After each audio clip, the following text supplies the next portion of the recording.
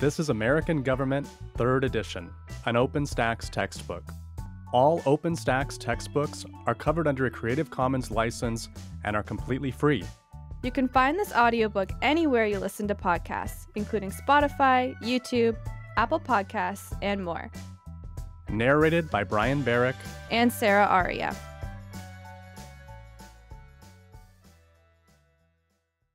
Chapter 15, The Bureaucracy.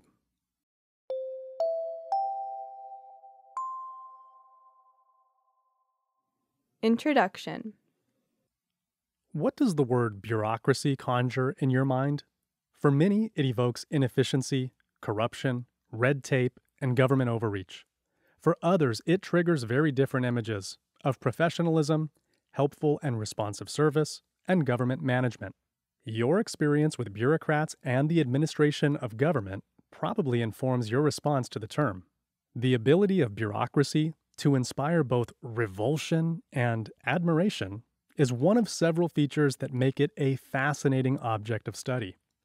More than that, the many arms of the federal bureaucracy, often considered the fourth branch of government, are valuable components of the federal system.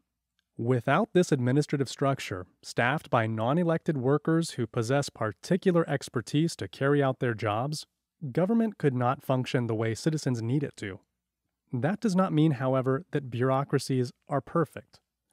What role do professional government employees carry out? Who are they, and how and why do they acquire their jobs? How do they run the programs of government enacted by elected leaders? Who makes the rules of a bureaucracy? This chapter uncovers the answer to these questions and many more.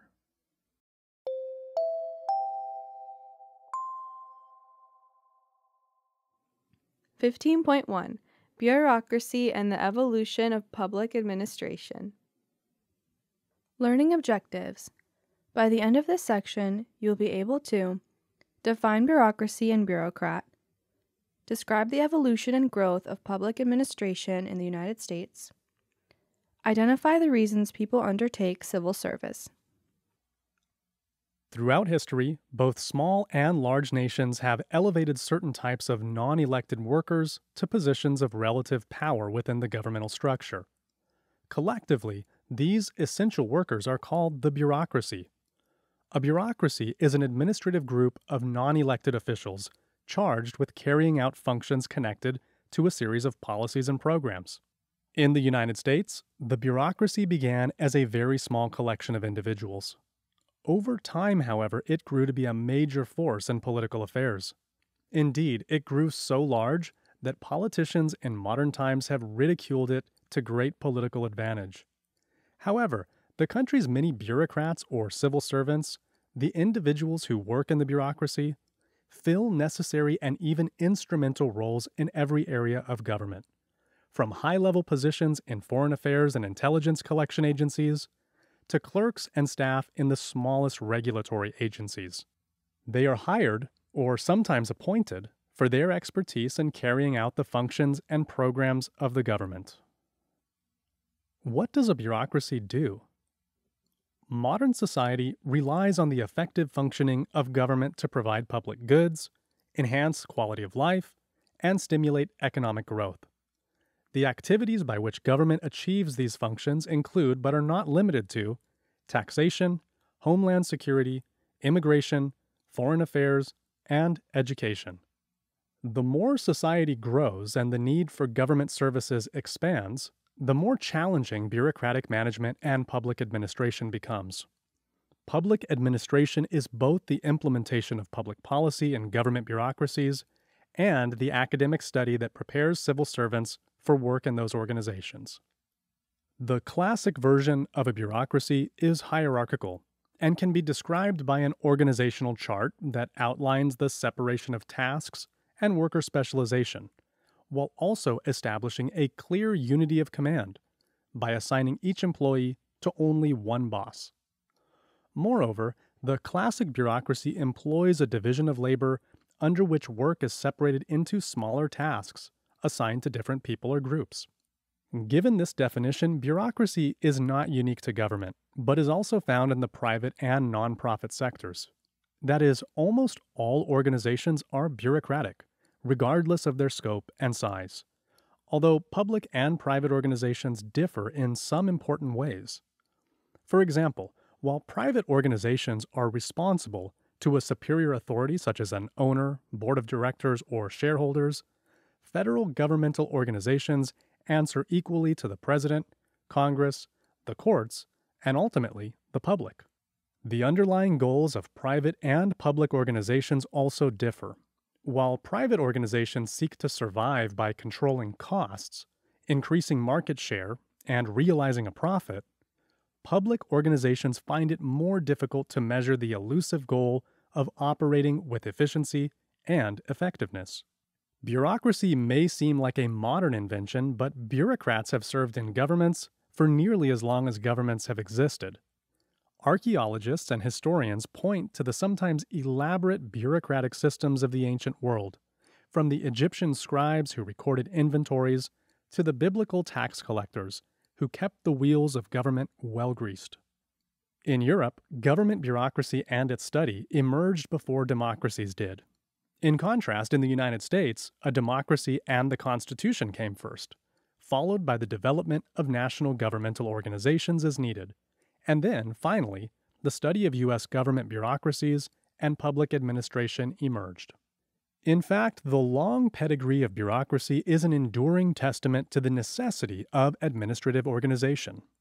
More recently, modern bureaucratic management emerged in the 18th century from Scottish economist Adam Smith's support for the efficiency of the division of labor, and from Welsh reformer Robert Owen's belief that employees are vital instruments in the functioning of an organization. However, it was not until the mid-1800s that the German scholar Lorenz von Stein argued for public administration as both a theory and a practice, since its knowledge is generated and evaluated through the process of gathering evidence. For example, a public administration scholar might gather data to see whether the timing of tax collection during a particular season might lead to higher compliance or returns. Credited with being the father of the science of public administration, von Stein opened the path of administrative enlightenment for other scholars in industrialized nations. The origins of the U.S. bureaucracy. In the early U.S. Republic, the bureaucracy was quite small. This is understandable since the American Revolution was largely a revolt against executive power and the British imperial administrative order. Nevertheless, while neither the word bureaucracy nor its synonyms appear in the text of the Constitution, the document does establish a few broad channels through which the emerging government could develop the necessary bureaucratic administration. For example, Article 2, Section 2 provides the President the power to appoint officers and department heads. In the following section, the President is further empowered to see that the laws are faithfully executed. More specifically, Article 1, Section 8 empowers Congress to establish a post office, build roads, regulate commerce, coin money, and regulate the value of money. Granting the President and Congress such responsibilities appears to anticipate a bureaucracy of some size. Yet, the design of the bureaucracy is not described, and it does not occupy its own section of the Constitution, as bureaucracy often does in other countries' governing documents. The design and form were left to be established in practice. Under President George Washington, the bureaucracy remained small enough to accomplish only the necessary tasks at hand. Washington's tenure saw the creation of the Department of State to oversee international issues, the Department of the Treasury to control coinage, and the Department of War to administer the armed forces. The employees within these three departments, in addition to the growing postal service, constituted the major portion of the federal bureaucracy for the first 3 decades of the Republic. Two developments, however, contributed to the growth of the bureaucracy well beyond these humble beginnings. The first development was the rise of centralized party politics in the 1820s. Under President Andrew Jackson, many thousands of party loyalists filled the ranks of the bureaucratic offices around the country. This was the beginning of the spoils system, in which political appointments were transformed into political patronage doled out by the president on the basis of party loyalty. Political patronage is the use of state resources to reward individuals for their political support. The term spoils here refers to paid positions in the U.S. government. As the saying goes, to the victor, in this case the incoming president, go the spoils. It was assumed that government would work far more efficiently if the key federal posts were occupied by those already supportive of the president and his policies. This system served to enforce party loyalty by tying the livelihoods of the party faithful to the success or failure of the party.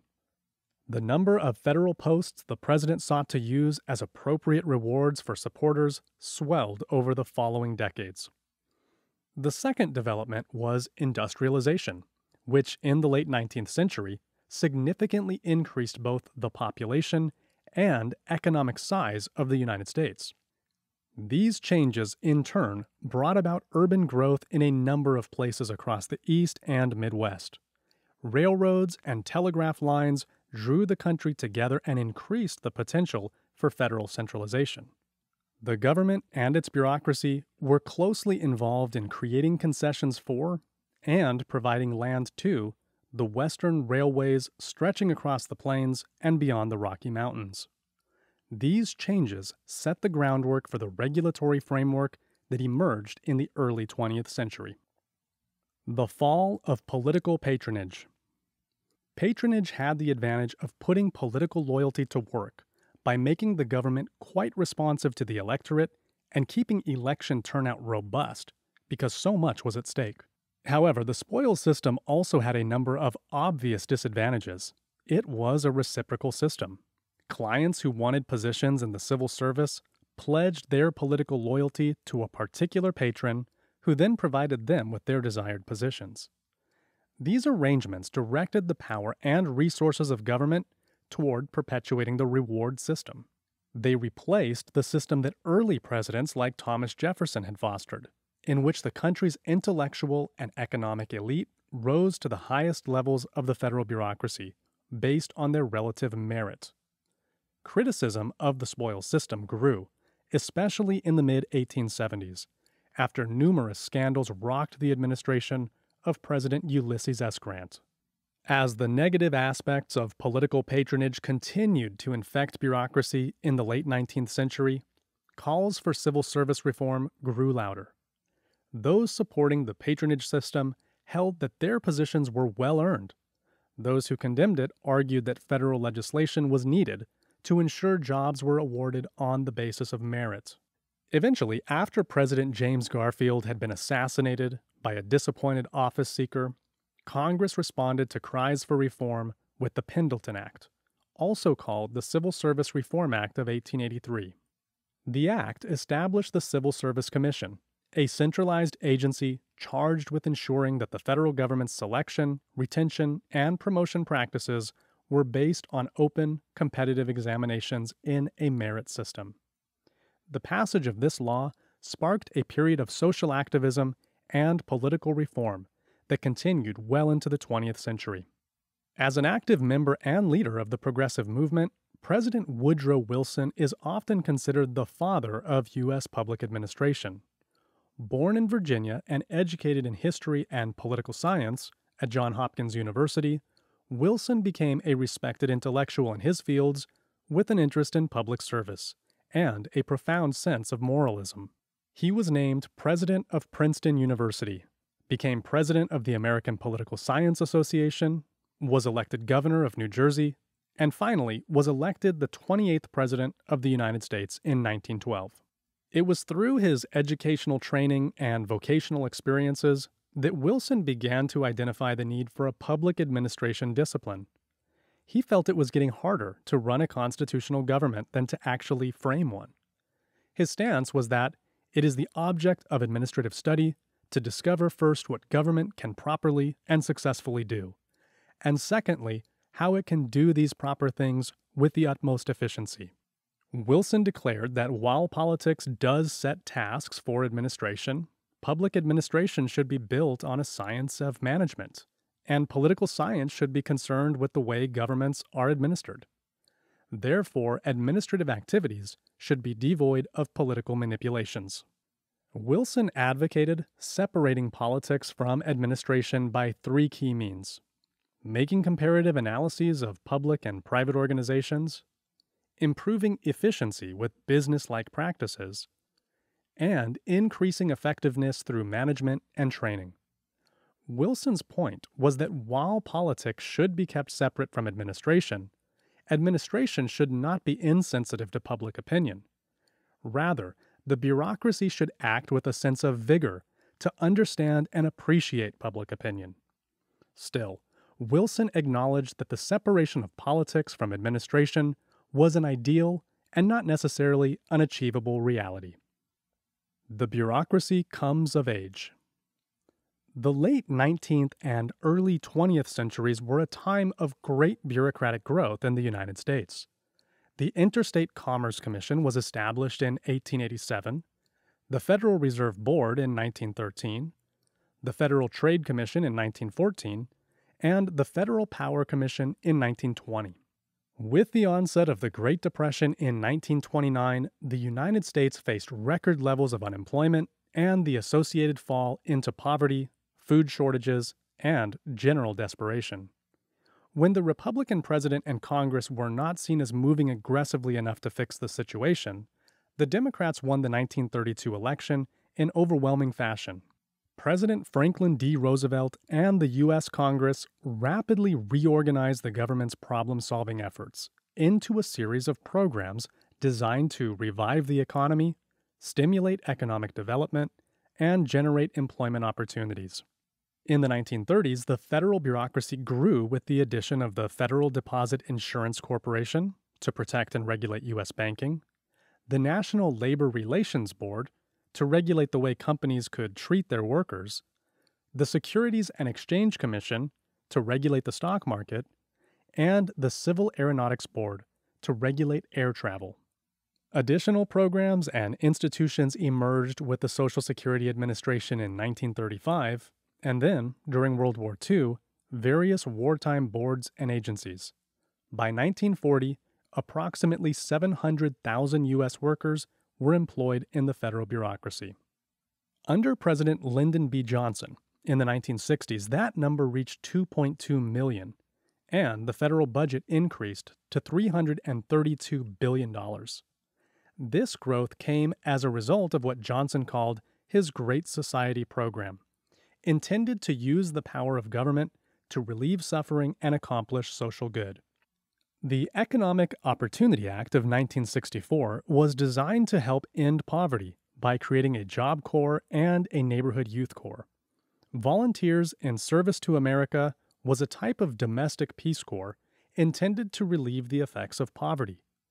Johnson also directed more funding to public education, created Medicare as a national insurance program for the elderly, and raised standards for consumer products. All of these new programs required bureaucrats to run them, and the national bureaucracy naturally ballooned. Its size became a rallying cry for conservatives, who eventually elected Ronald Reagan president for the express purpose of reducing the bureaucracy. While Reagan was able to work with Congress to reduce some aspects of the federal bureaucracy, he contributed to its expansion in other ways, particularly in his efforts to fight the Cold War. For example, Reagan and Congress increased the defense budget dramatically over the course of the 1980s. After the end of the Cold War and the dismantling of the Berlin Wall, which was an important symbol of East-West conflict during that time, the 1990s brought discussion of a peace dividend. That is, with the threat of global thermonuclear war significantly reduced, the U.S. could stand to reduce defense spending and direct resources to other areas. However, after a decade of retrenchment in military and defense spending, the 9/11 attacks induced a new era of massive investment in defense and homeland security. Indeed, President Joe Biden's plans to withdraw from Afghanistan come 20 years after the fact.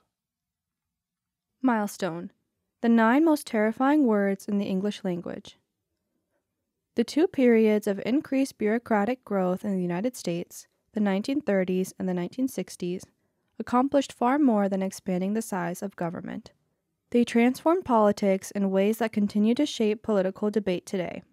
While the bureaucracies created in these two periods served important purposes, many at that time and even now argue that the expansion came with unacceptable costs, particularly economic costs. The common argument that bureaucratic regulation smothers capitalist innovation was especially powerful in the Cold War environment of the 1960s, 70s, and 80s. But as long as voters felt they were benefiting from the bureaucratic expansion, as they typically did, the political winds supported continued growth. In the 1970s, however, Germany and Japan were thriving economies in positions to compete with U.S. industry. This competition, combined with the technological advances and the beginnings of computerization, began to eat away at American prosperity. Factories began to close, wages began to stagnate, inflation climbed, and the future seemed a little less bright.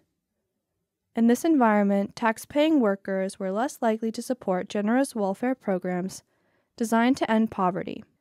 They felt these bureaucratic programs were adding to their misery in order to support unknown others. In his first and unsuccessful presidential bid in 1976, Ronald Reagan, a skilled politician and governor of California, stoked working-class anxieties by directing voters' discontent at the bureaucratic dragon he proposed to slay.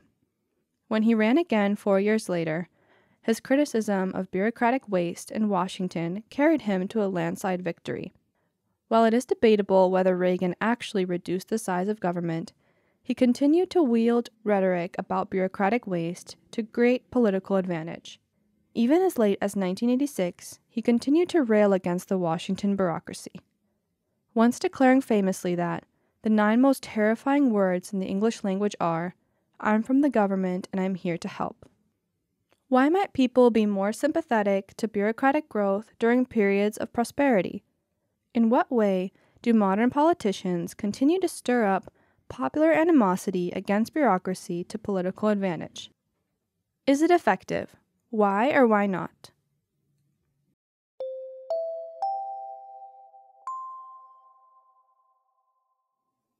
(15.2) Toward a merit-based civil service. Learning objectives. By the end of this section, you'll be able to explain how the creation of the Civil Service Commission transformed the spoils system of the 19th century into a merit-based system of civil service. Understand how carefully regulated hiring and pay practices helps to maintain a merit-based civil service. While the federal bureaucracy grew by leaps and bounds during the 20th century, it also underwent a very different evolution. Beginning with the Pendleton Act in the 1880s, the bureaucracy shifted away from the spoils system toward a merit system. The distinction between these two forms of bureaucracy is crucial. The evolution toward a civil service in the United States had important functional consequences. Today, the United States has a civil service that carefully regulates hiring practices and pay to create an environment in which it is hoped the best people to fulfill each civil service responsibility are the same people hired to fill those positions. The Civil Service Commission. The Pendleton Act of 1883 was not merely an important piece of reform legislation. It also established the foundations for the merit-based system that emerged in the decades that followed. It accomplished this through a number of important changes, although 3 elements stand out as especially significant.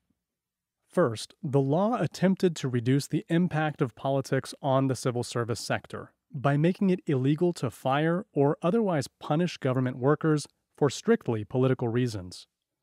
Second, the law raised the qualifications for employment in civil service positions by requiring applicants to pass exams designed to test their competence in a number of important skill and knowledge areas. Third, it allowed for the creation of the United States Civil Service Commission, CSC, which was charged with enforcing the elements of the law. The CSC, as created by the Pendleton Act, was to be made up of 3 commissioners, only 2 of whom could be from the same political party.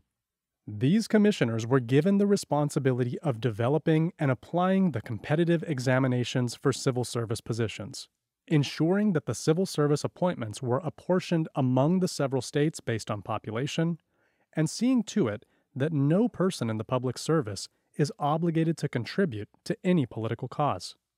The CSC was also charged with ensuring that all civil servants wait for a probationary period before being appointed, and that no appointee uses their official authority to effect political changes either through coercion or influence. Both Congress and the President oversaw the CSC by requiring the Commission to supply an annual report on its activities, first to the President and then to Congress. In 1883, civil servants under the control of the Commission amounted to about 10% of the entire government workforce. However, over the next few decades, this percentage increased dramatically. The effects on the government itself of both the law and the increase in the size of the civil service were huge. Presidents and representatives were no longer spending their days doling out or terminating appointments. Consequently, many members of the civil service could no longer count on their political patrons for job security. Of course, job security was never guaranteed before the Pendleton Act, because all positions were subject to the rise and fall of political parties. However, with civil service appointments no longer tied to partisan success, bureaucrats began to look to each other in order to create the job security the previous system had lacked. One of the most important ways they did this was by creating civil service organizations, such as the National Association of All Civil Service Employees, formed in 1896. This organization worked to further civil service reform, especially in the area most important to civil service professionals, ensuring greater job security and maintaining the distance between themselves and the political parties that once controlled them. Over the next few decades, civil servants gravitated to labor unions in much the same way that employees in the private sector did. Through the power of their collective voices amplified by their union representatives, they were able to achieve political influence. The growth of federal labor unions accelerated after the Lloyd-La Follette Act of 1912, which removed many of the penalties civil servants faced when joining a union. As the size of the federal government and its bureaucracy grew, following the Great Depression and the Roosevelt reforms, many became increasingly concerned that the Pendleton Act prohibitions on political activities by civil servants were no longer strong enough. As a result of these mounting concerns, Congress passed the Hatch Act of 1939, or the Political Activities Act. The main provision of this legislation prohibits bureaucrats from actively engaging in political campaigns and from using their federal authority via bureaucratic rank to influence the outcomes of nominations and elections. Despite the efforts throughout the 1930s to build stronger walls of separation between the civil service bureaucrats and the political system that surrounds them, many citizens continued to grow skeptical of the growing bureaucracy. These concerns reached a high point in the late 1970s, as the Vietnam War and the Watergate scandal prompted the public to a fever pitch of skepticism about government itself. Congress and the President responded with the Civil Service Reform Act of 1978, which abolished the Civil Service Commission. In its place, the law created 2 new federal agencies, the Office of Personnel Management, OPM, and the Merit Systems Protection Board, MSPB. The OPM has responsibility for recruiting, interviewing, and testing potential government employees in order to choose those who should be hired. The MSPB is responsible for investigating charges of agency wrongdoing and hearing appeals when corrective actions are ordered. Together, these new federal agencies were intended to correct perceived and real problems with the merit system, protect employees from managerial abuse, and generally make the bureaucracy more efficient. Merit-based selection. The general trend from the 1880s to today has been toward a civil service system that is increasingly based on merit. In this system, the majority of jobs in individual bureaucracies are tied to the needs of the organization rather than to the political needs of the party bosses or political leaders. This purpose is reflected in the way civil service positions are advertised. A general civil service position announcement will describe the government agency or office seeking an employee, an explanation of what the agency or office does, an explanation of what the position requires, and a list of the knowledge, skills, and abilities commonly referred to as KSAs, deemed especially important for fulfilling the role. A budget analyst position, for example, would include KSAs such as experience with automated financial systems, knowledge of budgetary regulations and policies, the ability to communicate orally, and demonstrated skills in budget administration, planning, and formulation. The merit system requires that a person be evaluated based on ability to demonstrate KSAs that match those described or better. The individual who is hired should have better KSAs than the other applicants. Many years ago, the merit system would have required all applicants to also test well on a civil service exam, as was stipulated by the Pendleton Act. This mandatory testing has since been abandoned, and now approximately 85% of all federal government jobs are filled through an examination of the applicant's education, background, knowledge, skills, and abilities. That would suggest that some 20% are filled through appointment and patronage. Among the first group, those hired based on merit, a small percentage still require that applicants take one of the several civil service exams. These are sometimes positions that require applicants to demonstrate broad critical thinking skills, such as foreign service jobs.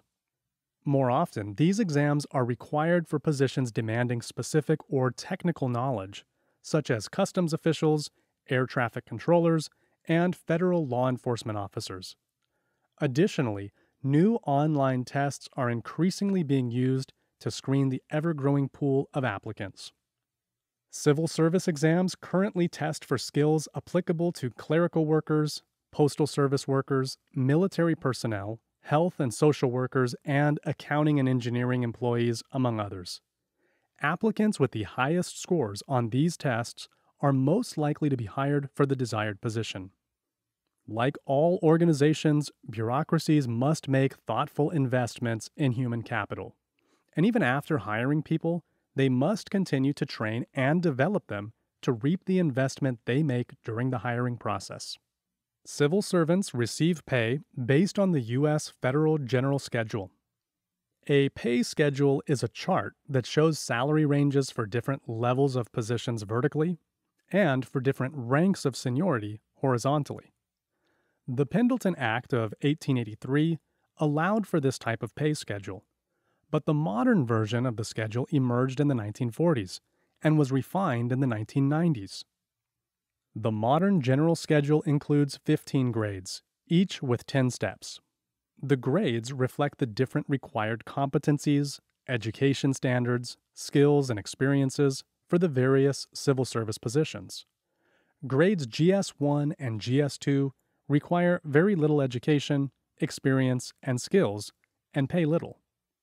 Grades GS3 through GS7 and GS8 through GS12 require ascending levels of education and pay increasingly more. Grades GS13 through GS15 require specific, specialized experience and education, and these job levels pay the most. When hired into a position at a specific grade, employees are typically paid at the first step of that grade, the lowest allowable pay. Over time, assuming they receive satisfactory assessment ratings, they will progress through the various levels. Many careers allow for the civil servants to ascend through the grades of their specific career as well. The intention behind these hiring practices and structured pay systems is to create an environment in which those most likely to succeed are in fact those who are ultimately appointed. The systems almost naturally result in organizations composed of experts who dedicate their lives to their work and their agency. Equally important, however, are the drawbacks. The primary one is that permanent employees can become too independent of the elected leaders, While a degree of separation is intentional and desired, too much can result in bureaucracies that are insufficiently responsive to political change. Another downside is that the accepted expertise of individual bureaucrats can sometimes hide their own chauvinistic impulses. Another downside is that the accepted expertise of individual bureaucrats can sometimes hide their own chauvinistic impulses. The merit system encouraged bureaucrats to turn to each other and their bureaucracies for support and stability. Severing the political ties common in the spoils system creates the potential for bureaucrats to steer actions toward their own preferences, even if these contradict the designs of elected leaders. Get connected. A career in government. Competitive service, accepted service, senior executive service. One of the significant advantages of the enormous modern U.S. bureaucracy is that many citizens find employment there to be an important source of income and meaning in their lives. Job opportunities exist in a number of different fields, from foreign service with the State Department to information and record clerking at all levels. Each position requires specific background, education, experience, and skills. There are 3 general categories of work in the federal government: competitive service, accepted service, and senior executive service. Competitive service positions are closely regulated by Congress through the Office of Personnel Management to ensure they are filled in a fair way and the best applicant gets the job. Qualifications for these jobs include work history, education, and grades on civil service exams. Federal jobs in the accepted service category are exempt from these hiring restrictions. Either these jobs require a far more rigorous hiring process, such as is the case at the Central Intelligence Agency, or they call for very specific skills, such as in the Nuclear Regulatory Commission. Accepted service jobs allow employers to set their own pay rates and requirements. Finally, senior executive service positions are filled by men and women who are able to demonstrate their experience in executive positions. These are leadership positions, and applicants must demonstrate certain executive core qualifications. These qualifications are leading change, being results-driven, demonstrating business acumen, and building better coalitions. What might be the practical consequences of having these different job categories? Can you think of some specific positions you are familiar with and the categories they might be in?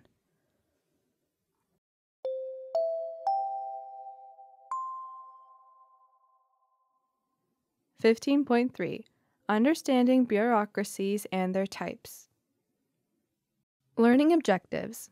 By the end of this section, you'll be able to explain the 3 different models sociologists and others use to understand bureaucracies. Identify the different types of federal bureaucracies and their functional differences. Turning a spoils system bureaucracy into a merit-based civil service, while desirable, comes with a number of different consequences. The patronage system tied the livelihoods of civil service workers to their party loyalty and discipline.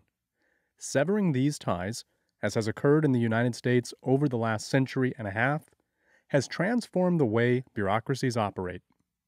Without the patronage network, bureaucracies form their own motivations. These motivations, sociologists have discovered, are designed to benefit and perpetuate the bureaucracies themselves. Models of bureaucracy. Bureaucracies are complex institutions designed to accomplish specific tasks. This complexity and the fact that they are organizations composed of human beings can make it challenging for us to understand how bureaucracies work. Sociologists, however, have developed a number of models for understanding the process. Each model highlights specific traits that help explain the organizational behavior of governing bodies and associated functions. The Weberian model. The classic model of bureaucracy is typically called the ideal Weberian model, and it was developed by Max Weber, an early German sociologist. Weber argued that the increasing complexity of life would simultaneously increase the demands of citizens for government services. Therefore, the ideal type of bureaucracy, the Weberian model, was one in which agencies are apolitical, hierarchically organized, and governed by formal procedures. Furthermore, specialized bureaucrats would be better able to solve problems through logical reasoning. Such efforts would eliminate entrenched patronage, stop problematic decision-making by those in charge, provide a system for managing and performing repetitive tasks that required little or no discretion, impose order and efficiency, create a clear understanding of the service provided, reduce arbitrariness, ensure accountability, and limit discretion. The acquisitive model. For Weber, as his ideal type suggests, the bureaucracy was not only necessary, but also a positive human development. Later sociologists have not always looked so favorably upon bureaucracies, and they have developed alternate models to explain how and why bureaucracies function. One such model is called the acquisitive model of bureaucracy. The acquisitive model proposes that bureaucracies are naturally competitive and power-hungry. This means bureaucrats, especially at the highest levels, recognize that limited resources are available to feed bureaucracies. So, they will work to enhance the status of their own bureaucracy to the detriment of others. This effort can sometimes take the form of merely emphasizing to Congress the value of their bureaucratic task, but it also means the bureaucracy will attempt to maximize its budget by depleting all its allotted resources each year. This ploy makes it more difficult for legislators to cut the bureaucracy's future budget, a strategy that succeeds at the expense of thrift. In this way, the bureaucracy will eventually grow far beyond what is necessary and create bureaucratic waste that would otherwise be spent more efficiently among the other bureaucracies. The monopolistic model.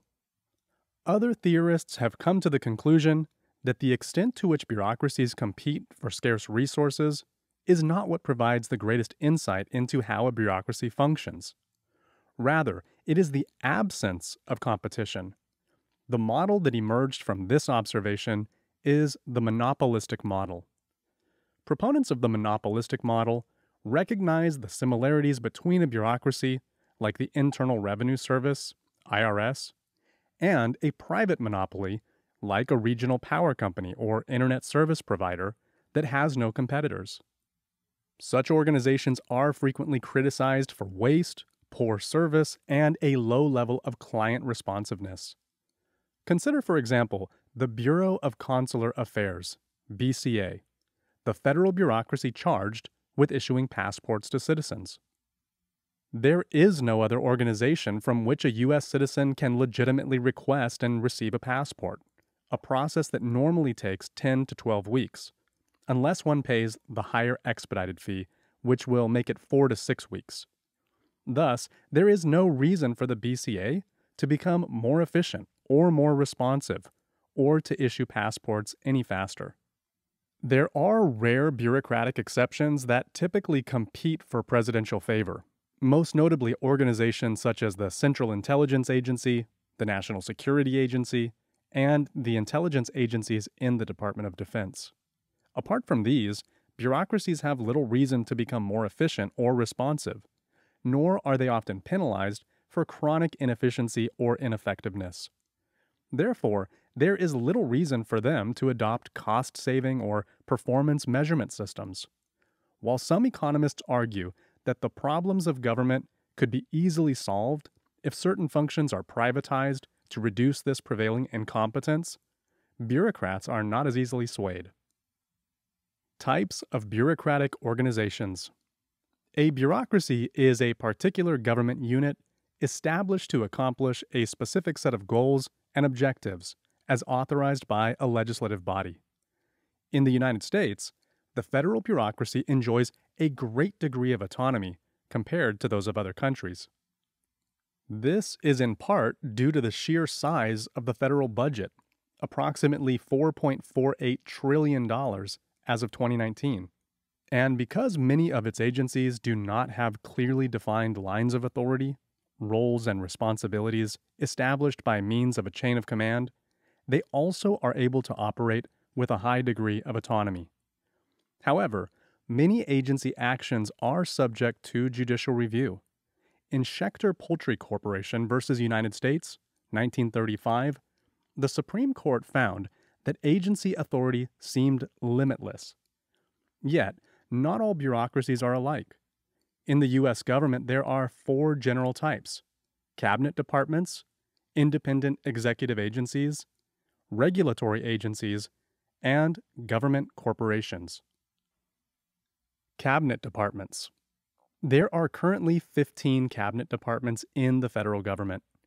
Cabinet departments are major executive offices that are directly accountable to the president. They include the Departments of State, Defense, Education, Treasury, and several others. Occasionally, a department will be eliminated when government officials decide its tasks no longer need direct presidential and congressional oversight, such as happened to the Post Office Department in 1970. Each cabinet department has a head called a secretary, appointed by the president and confirmed by the Senate. These secretaries report directly to the president, and they oversee a huge network of offices and agencies that make up the department. They also work in different capacities to achieve each department's mission-oriented functions. Within these large bureaucratic networks are a number of undersecretaries, assistant secretaries, deputy secretaries, and many others. The Department of Justice is the one department that is structured somewhat differently. Rather than a secretary and undersecretaries, it has an attorney general, an associate attorney general, and a host of different bureau and division heads. Members of the Cabinet. Department of State. Oversees matters related to foreign policy and international issues relevant to the country. Department of Treasury. Oversees the printing of U.S. currency, collects taxes, and manages government debt. Department of Justice. Oversees the enforcement of U.S. laws, matters related to public safety, and crime prevention. Department of the Interior. Oversees the conservation and management of U.S. lands, water, wildlife, and energy resources. Department of Agriculture. Oversees the U.S. farming industry, provides agricultural subsidies, and conducts food inspections. Department of Commerce. Oversees the promotion of economic growth, job creation, and the issuing of patents. Department of Labor. Oversees issues related to wages, unemployment insurance, and occupational safety. Department of Defense. Oversees the many elements of the U.S. Armed Forces, including the Army, Navy, Marine Corps, and Air Force. Department of Health and Human Services. Oversees the promotion of public health by providing essential human services and enforcing food and drug laws. Department of Housing and Urban Development. Oversees matters related to U.S. housing needs, works to increase home ownership, and increases access to affordable housing. Department of Transportation. Oversees the country's many networks of national transportation. Department of Energy. Oversees matters related to the country's energy needs, including energy security and technological innovation. Department of Education. Oversees public education, education policy, and relevant education research. Department of Veterans Affairs. Oversees the services provided to U.S. veterans, including healthcare services and benefits programs. Department of Homeland Security. Oversees agencies charged with protecting the territory of the United States from natural and human threats. Individual cabinet departments are composed of numerous levels of bureaucracy. These levels descend from the department head in a mostly hierarchical pattern and consist of essential staff, smaller offices, and bureaus. Their tiered hierarchical structure allows large bureaucracies to address many different issues by deploying dedicated and specialized officers. For example, below the Secretary of State are a number of undersecretaries. These include undersecretaries for political affairs, for management, for economic growth, energy and the environment, and many others. Each controls a number of bureaus and offices. Each bureau and office, in turn, oversees a more focused aspect of the Undersecretary's field of specialization. For example, below the Undersecretary for Public Diplomacy and Public Affairs are 3 bureaus: Educational and Cultural Affairs, Public Affairs, and International Information Programs. Frequently, these bureaus have even more specialized departments under them. Under the Bureau of Educational and Cultural Affairs are the spokesperson for the Department of State, and that spokesperson's staff, the Office of the Historian, and the United States Diplomacy Center. Independent executive agencies and regulatory agencies. Like cabinet departments, independent executive agencies report directly to the President, with heads appointed by the President. Unlike the larger cabinet departments, however, independent agencies are assigned far more focused tasks. These agencies are considered independent because they are not subject to the regulatory authority of any specific department. They perform vital functions and are a major part of the bureaucratic landscape of the United States. Some prominent independent agencies are the Central Intelligence Agency, CIA, which collects and manages intelligence vital to national interests, the National Aeronautics and Space Administration, NASA, charged with developing technological innovation for the purposes of space exploration, and the Environmental Protection Agency, EPA, which enforces laws aimed at protecting environmental sustainability. An important subset of the independent agency category is the regulatory agency. Regulatory agencies emerged in the late 19th century as a product of the progressive push to control the benefits and costs of industrialization. The first regulatory agency was the Interstate Commerce Commission, ICC, charged with regulating that most identifiable and prominent symbol of 19th century industrialism, the railroad. Other regulatory agencies, such as the Commodity Futures Trading Commission, which regulates U.S. financial markets, and the Federal Communications Commission, which regulates radio and television, have largely been created in the image of the ICC. These independent regulatory agencies cannot be influenced as readily by partisan politics as typical agencies, and can therefore develop a good deal of power and authority. The Securities and Exchange Commission, SEC, illustrates well the potential power of such agencies. The SEC's mission has expanded significantly in the digital era beyond mere regulation of stock floor trading. Government corporations.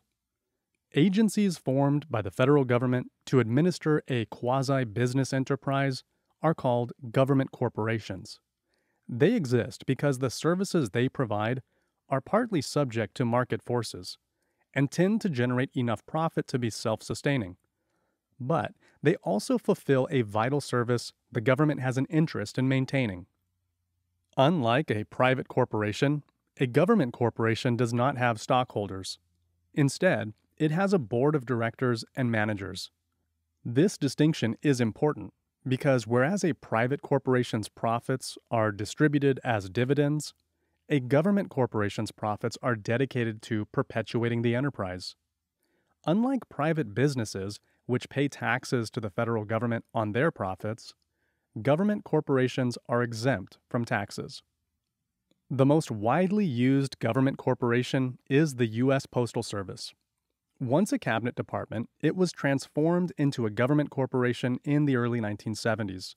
While government corporations are supposed to operate more independently from politics and more like a business, the USPS recently found itself in the middle of a political firestorm. At the center was President Trump's Postmaster General, Louis DeJoy, who became a lightning rod during the election. Depending on whom you talk to, DeJoy was either a well-qualified corporate executive from the logistics sector or a Republican operative aiming to slow down mail service. DeJoy reduced workloads, in particular overtime, removed sorting machines, and removed members of the postal leadership, leading to a slowing down of mail service. DeJoy insists that the changes will help the USPS in the long run. Another widely used government corporation is the National Railroad Passenger Corporation, which uses the trade name Amtrak. Amtrak was the government's response to the decline in passenger rail travel in the 1950s and 1960s, as the automobile came to dominate. Recognizing the need to maintain a passenger rail service despite dwindling profits, the government consolidated the remaining lines and created Amtrak. The face of democracy. Those who work for the public bureaucracy are nearly always citizens, much like those they serve. As such, they typically seek similar long-term goals from their employment, namely to be able to pay their bills and save for retirement. However, unlike those who seek employment in the private sector, public bureaucrats tend to have an additional motivator: the desire to accomplish something worthwhile on behalf of their country. In general, individuals attracted to public service display higher levels of public service motivation, PSM. This is a desire most people possess in varying degrees that drives us to seek fulfillment through doing good and contributing in an altruistic manner. Bureaucrats must implement and administer a wide range of policies and programs as established by congressional acts or presidential orders. Depending upon the agency's mission, a bureaucrat's roles and responsibilities vary greatly, from regulating corporate business and protecting the environment to printing money and purchasing office supplies. Bureaucrats are government officials subject to legislative regulations and procedural guidelines. Because they play a vital role in modern society, they hold managerial and functional positions in government. They form the core of most administrative agencies. Although many top administrators are far removed from the masses, many interact with citizens on a regular basis. Given the power bureaucrats have to adopt and enforce public policy, they must follow several legislative regulations and procedural guidelines. A regulation is a rule that permits government to restrict or prohibit certain behaviors among individuals and corporations. Bureaucratic rulemaking is a complex process that will be covered in more detail in the following section. But the rulemaking process typically creates procedural guidelines, or more formally, standard operating procedures. These are the rules that lower-level bureaucrats must abide by regardless of the situations they face. Elected officials are regularly frustrated when bureaucrats seem to not follow the path they intended. As a result, the bureaucratic process becomes inundated with red tape. This is the name for the procedures and rules that must be followed to get something done.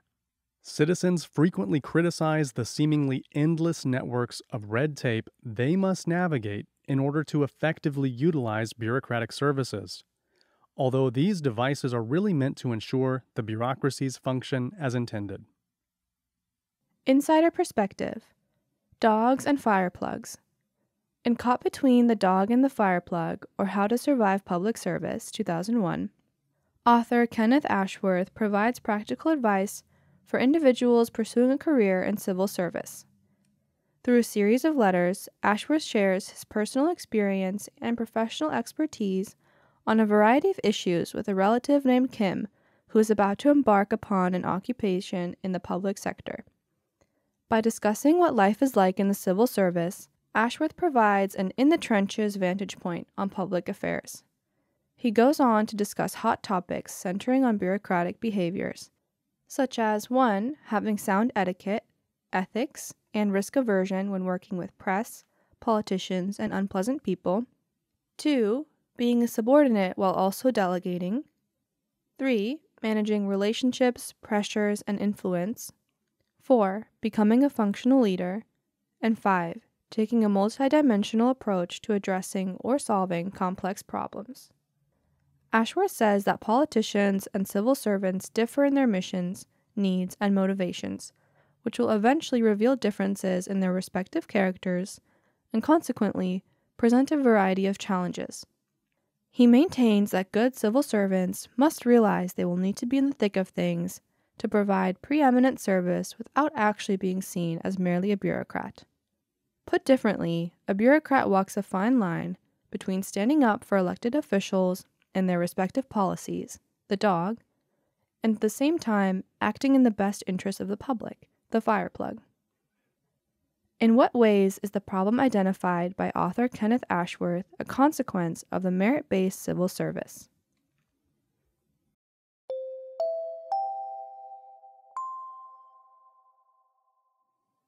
(15.4) Controlling the bureaucracy. Learning objectives. By the end of this section, you will be able to explain the way Congress, the President, bureaucrats, and citizens provide meaningful oversight over the bureaucracies. Identify the ways in which privatization has made bureaucracies both more and less efficient. As our earlier description of the State Department demonstrates, bureaucracies are incredibly complicated. Understandably, then, the process of rulemaking and bureaucratic oversight are equally complex. Historically, at least since the end of the spoils system, elected leaders have struggled to maintain control over their bureaucracies. This challenge arises partly due to the fact that elected leaders tend to have partisan motivations, while bureaucracies are designed to avoid partisanship. While that is not the only explanation, elected leaders and citizens have developed laws and institutions to help rein in bureaucracies that become either too independent, corrupt, or both. Bureaucratic rulemaking. Once the particulars of implementation have been spelled out in the legislation authorizing a new program, bureaucracies move to enact it. When they encounter gray areas, many follow the federal negotiated rulemaking process to propose a solution. That is, detailing how particular new federal policies, regulations, and/or programs will be implemented in the agencies.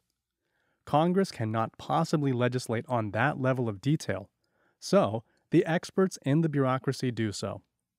Negotiated rulemaking is a relatively recently developed bureaucratic device that emerged from the criticisms of bureaucratic inefficiencies in the 1970s, 1980s, and 1990s. Before it was adopted, bureaucracies used a procedure called notice and comment rulemaking.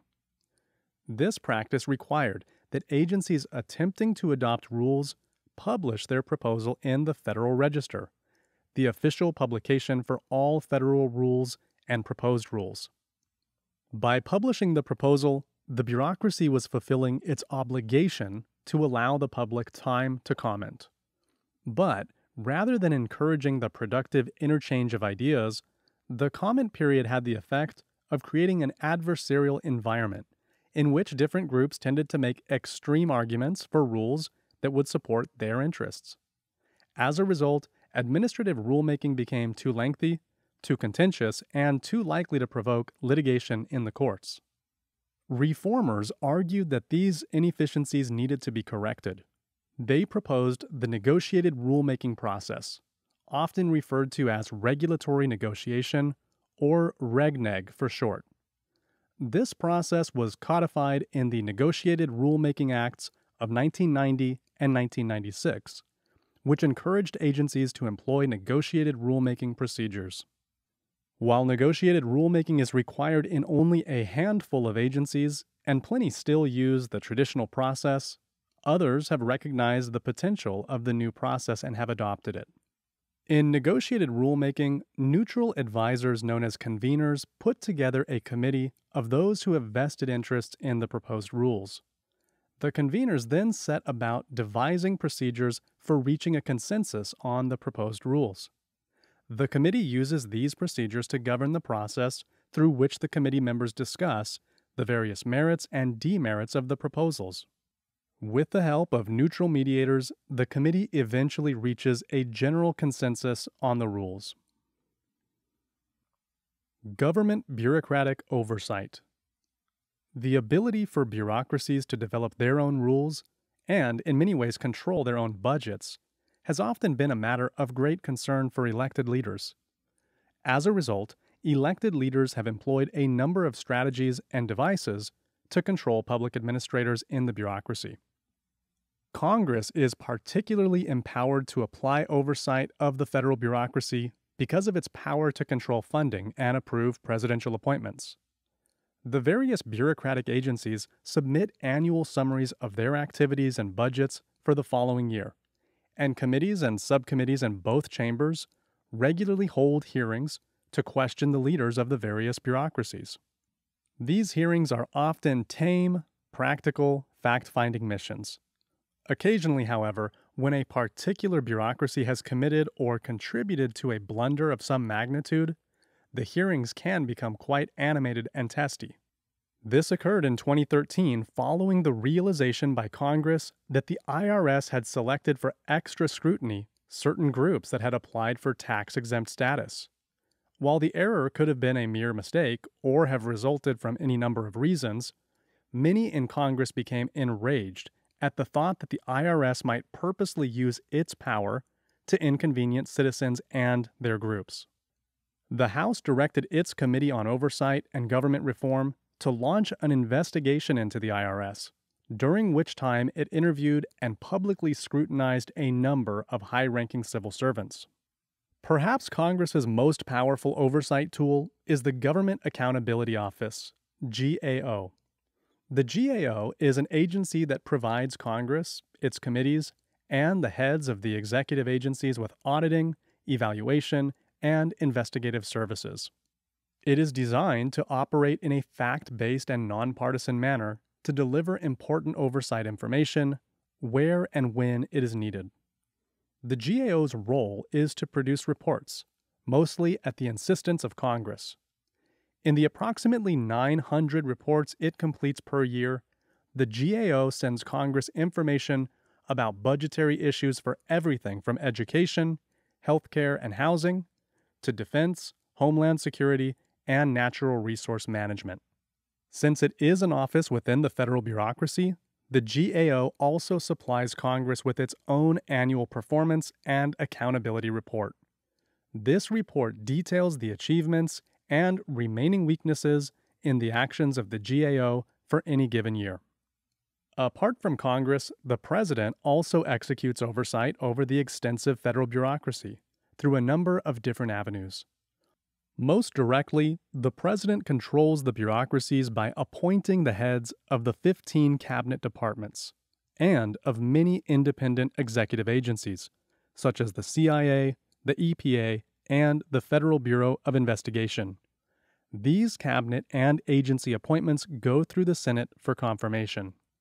The other important channel through which the office of the President conducts oversight over the federal bureaucracy is the Office of Management and Budget, OMB. The primary responsibility of the OMB is to produce the President's annual budget for the country. With this huge responsibility, however, comes a number of other responsibilities. These include reporting to the President on the actions of the various executive departments and agencies in the federal government, overseeing the performance levels of the bureaucracies, coordinating and reviewing federal regulations for the President, and developing executive orders and presidential directives to the various agency heads. Finding a middle ground. Controversy and the CFPB. Overseeing a bureau whose job is oversight. During the 1990s, the two political parties in the United States had largely come together over the issue of the federal bureaucracy. While differences remained, a great number of bipartisan attempts to roll back the size of government took place during the Clinton administration. This shared effort began to fall apart during the presidency of Republican George W. Bush, who made repeated attempts to use contracting and privatization to reduce the size of the federal bureaucracy more than Democrats were willing to accept. This growing division was further compounded by Great Recession that began in 2007.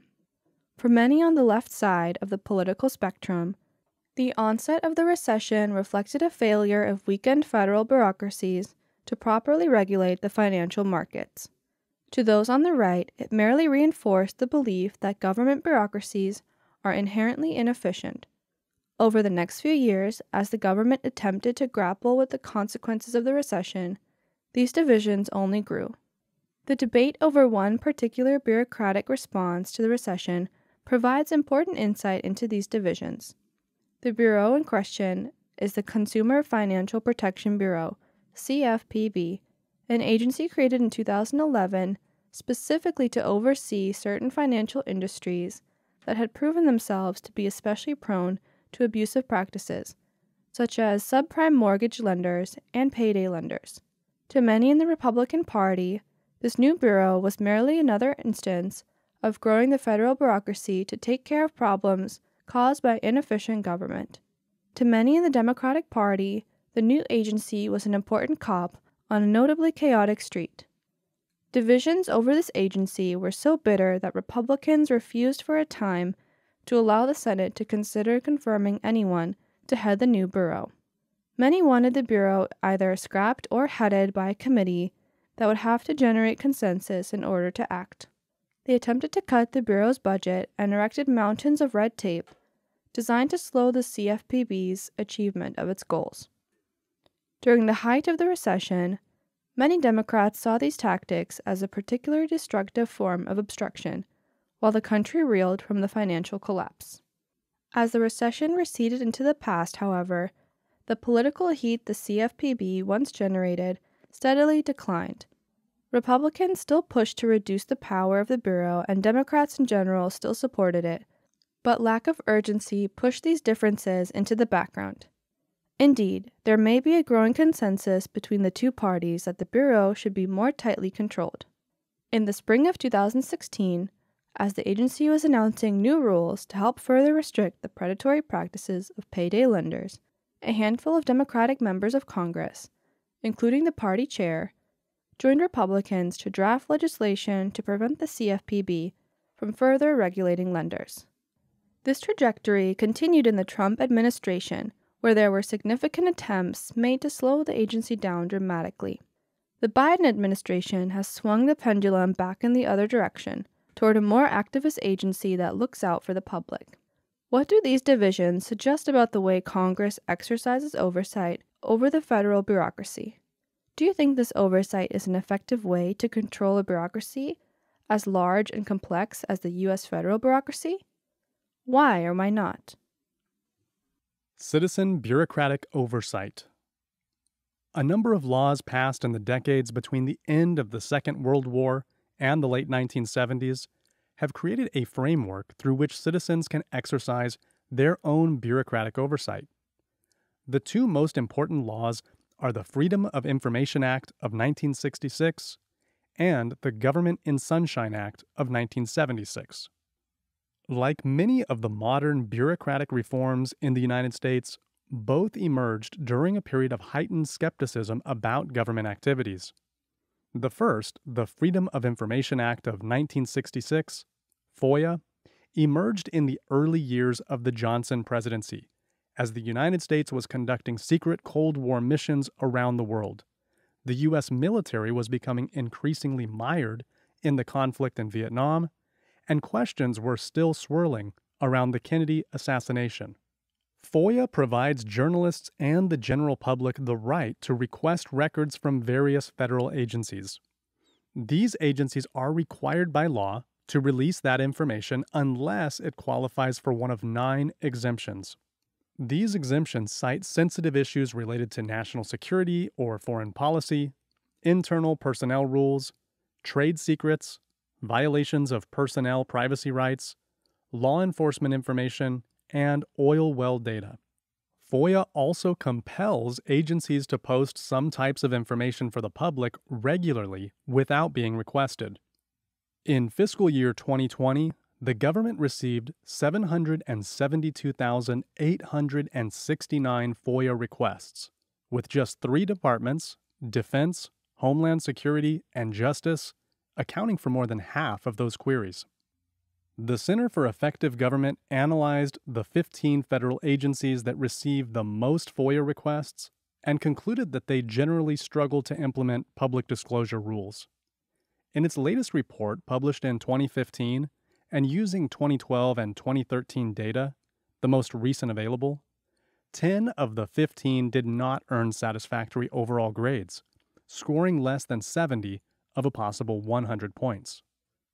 The Government in Sunshine Act of 1976 is different from FOIA in that it requires all multi-headed federal agencies to hold their meetings in a public forum on a regular basis. The name Sunshine Act is derived from the old adage that sunlight is the best disinfectant.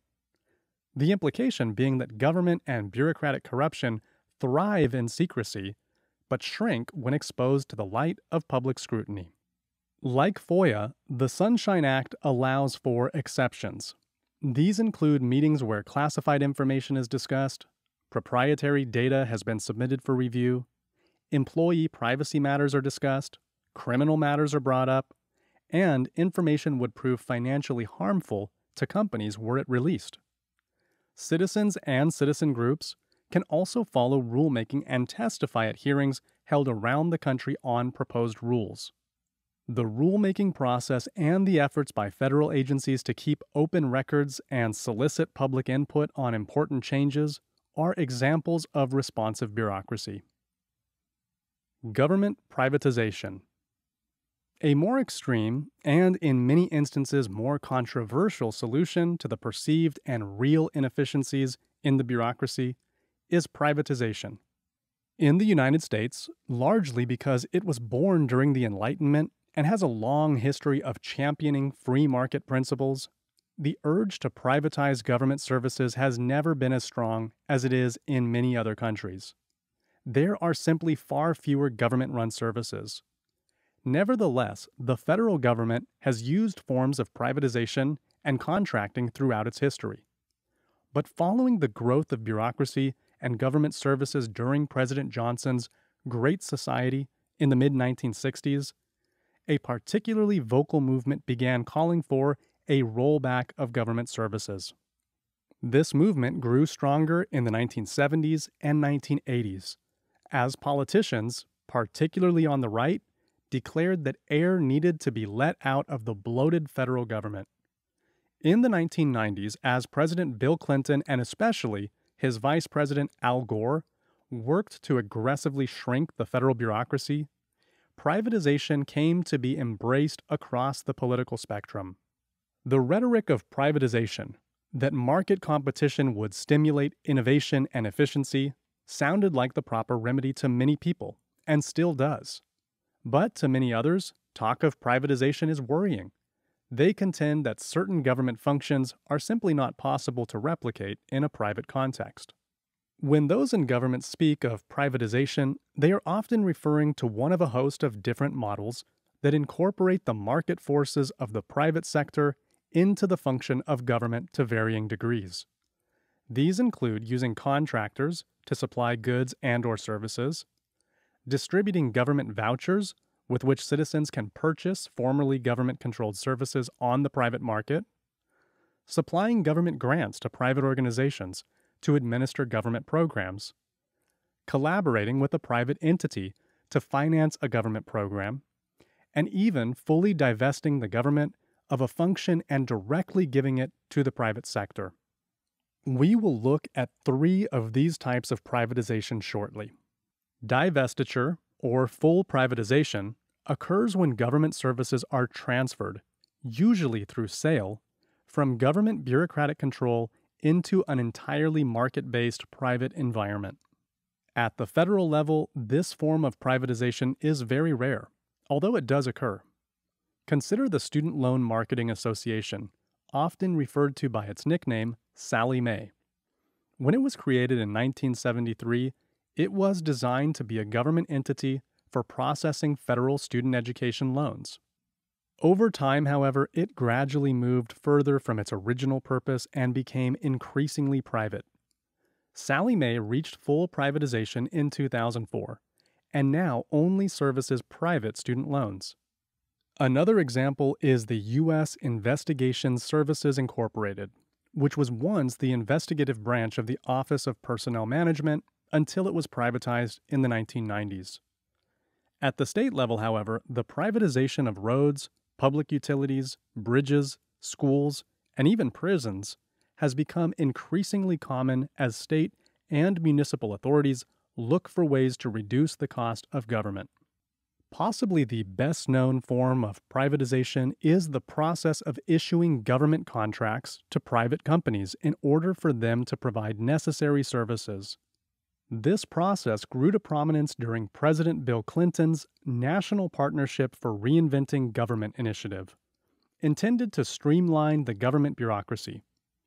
Under President George W. Bush, the use of contracting out federal services reached new heights. During the Iraq War, for example, large corporations like Kellogg Brown and Root, owned by Halliburton at the time, signed government contracts to perform a number of services once done by the military, such as military base construction, food preparation, and even laundry services. By 2006, reliance on contracting to run the war was so great that contractors outnumbered soldiers. Such contracting has faced quite a bit of criticism for both its high cost and its potential for corruption and inefficiencies. However, it has become so routine that it is unlikely to slow anytime soon. Third-party financing is a far more complex form of privatization than divestiture or contracting. Here, the federal government signs an agreement with a private entity, so the two can form a special purpose vehicle to take ownership of the object being financed. The special purpose vehicle is empowered to reach out to private financial markets to borrow money. This type of privatization is typically used to finance government office space, military base housing, and other large infrastructure projects. Departments like the Congressional Budget Office have frequently criticized this form of privatization as particularly inefficient and costly for the government. One of the most important forms of bureaucratic oversight comes from inside the bureaucracy itself. Those within are in the best position to recognize and report on misconduct. But bureaucracies tend to jealously guard their reputations and are generally resistant to criticism from without and from within. This can create quite a problem for insiders who recognize and want to report mismanagement and even criminal behavior. The personal cost of doing the right thing can be prohibitive. For a typical bureaucrat faced with the option of reporting corruption and risking possible termination or turning the other way and continuing to earn a living, the choice is sometimes easy. Under heightened skepticism due to government inefficiency and outright corruption in the 1970s, government officials began looking for solutions. When Congress drafted the Civil Service Reform Act of 1978, it specifically included rights for federal whistleblowers, those who publicize misdeeds committed within a bureaucracy or other organization, and set up protection from reprisals. The Act's Merit Systems Protection Board is a quasi-juridical institutional board, headed by 3 members appointed by the President and confirmed by the Senate, that hears complaints, conducts investigations into possible abuses, and constitutes protections for bureaucrats who speak out. Over time, Congress and the President have strengthened these protections with additional acts. These include the Whistleblower Protection Act of 1989 and the Whistleblower Protection Enhancement Act of 2012, which further compelled federal agencies to protect whistleblowers who reasonably perceive that an institution or the people in the institution are acting inappropriately. This has been American Government 3rd Edition, an OpenStax textbook. All OpenStax textbooks are covered under a Creative Commons license and are completely free. For more details, visit openstax.org. The music is Take Me Higher by Jazzar, which is also covered under Creative Commons license. His website is betterwithmusic.com. We want to give special thanks to CC ECHO, the California Consortium for Equitable Change in Hispanic-Serving Institutions, Open Educational Resources, for providing the funding for this project. You can learn more about CC Echo by visiting hancockcollege.edu/CCEcho. If you would like to contact us, please email audiobook@fastmail.com. Thank you for listening and for sharing this recording with a colleague or friend.